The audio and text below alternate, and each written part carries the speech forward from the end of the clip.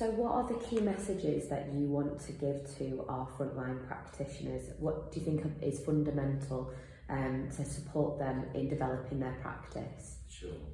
Some really kind of basic stuff here around involvement of wider family members, involve the wider family, spend time with the wider family, spend time with the young person, get to know what a day is like in the life of that young person, what their likes and dislikes are, what their fears and apprehensions are. Involve mums, involve fathers. If they're not around, have a look for them, make some inquiries, ask the question. The second issue is about quality plans. We don't need plans to be onerous and lengthy. We need them to be sharp and focused. We need young people to be engaged in that planning, so they're part of the ownership of that plan. We need to understand the impact of exclusion on children and young people. So when we're planning for children and young people who have been excluded or at risk of exclusion, what alternative arrangements are being made? Are they fit for purpose? Would you be happy with them if your child was actually experiencing that level of service?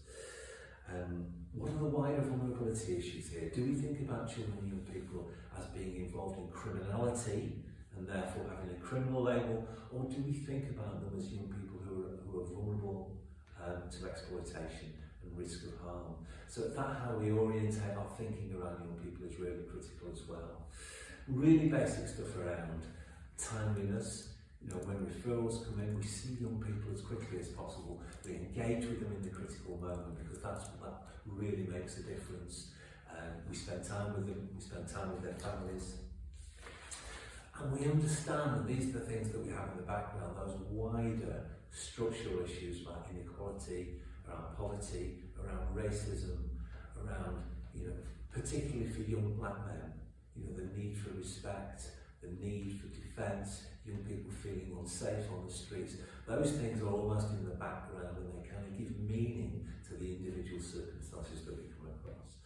Talked a little bit in the report about understanding what's known as the concept of adultification, which essentially means that the concept of childhood is not equally applied to all children, particularly black children. If those of you who are familiar with the Child Q practice review in Hackney will know that was a pertinent issue for that young woman in that review. So we need to think about our assumptions. And interestingly, when I spoke to Child N's sister, who's a Manchester child, she talked about her brother being tall, handsome, big boned. People would look at him in the street and everyone would think he was a lot older than he was. And she described him as being her baby brother. And sometimes we think about children in a way that we ascribe an adult nature to them, and they're children, they're vulnerable children.